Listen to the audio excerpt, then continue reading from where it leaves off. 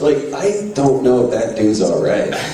How did you? These are questions for me, so I'm just going to fan out for a little bit.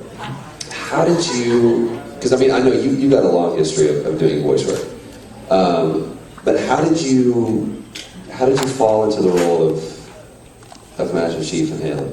Well, like most good things that come to me, a lot of luck. I do a lot of commercial voice work up until Halo, and I had actually done work on a game that I recommend none of you make any attempt to buy, purchase, see, play, or in any way exposed to. What is this? It's called Septerra Core. It's on PC. Oh yeah, it was a hot one. It was a smoker. And I had a small role in that. A guy by the name of Gunner.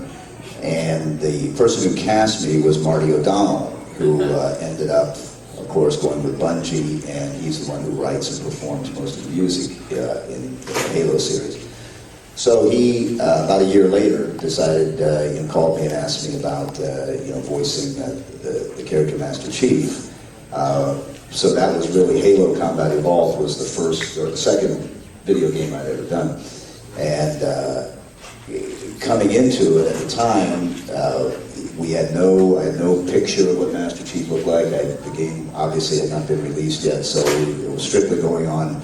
Here's the character, here's what he does, here's what the game is. The only real direction he gave me was to think Clint Eastwood, fistful of dollars, man of few words, that kind of thing. And we took it from there. We did a couple of sessions, and as you know, when you do video games, when you do commercial voiceover, the way you know that whatever it is that you voiced was a success is directly correlated with what checks you may receive in your mailbox later on.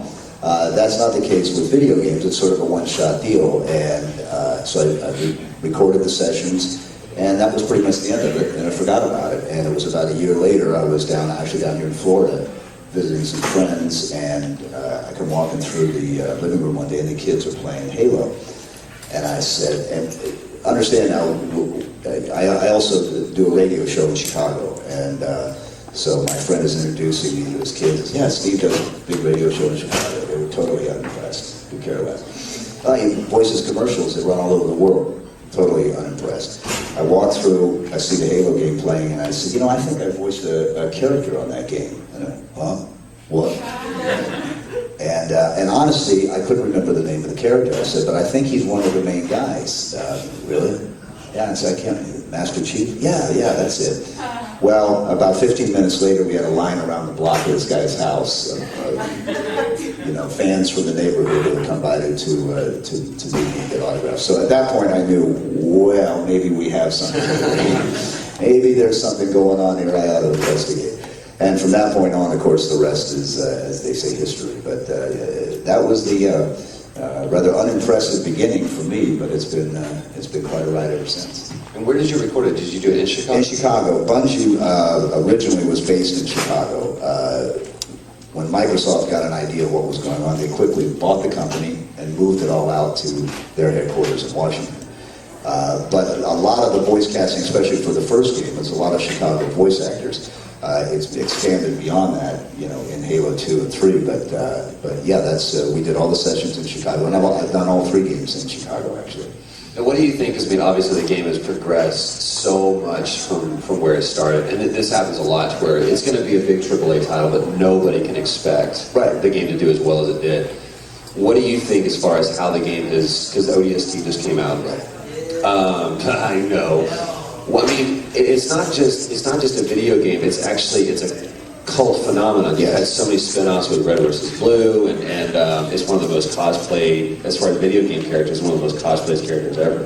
What do you think of the storyline, your character, and how the game has changed since the first one? Well, I think the storyline, obviously, they had a good story with the beginning of the game, and personally, I like to think that it's not just the shooter aspect that made Halo popular. I think it's a lot of things. It's all of the things. But one of the things I think is that they had a fairly developed storyline. And that made it interesting for me. It makes it interesting for the actor when there's actually a story going on and you're not just going, gotcha. When it goes a little bit beyond that. And that's, I mean, I became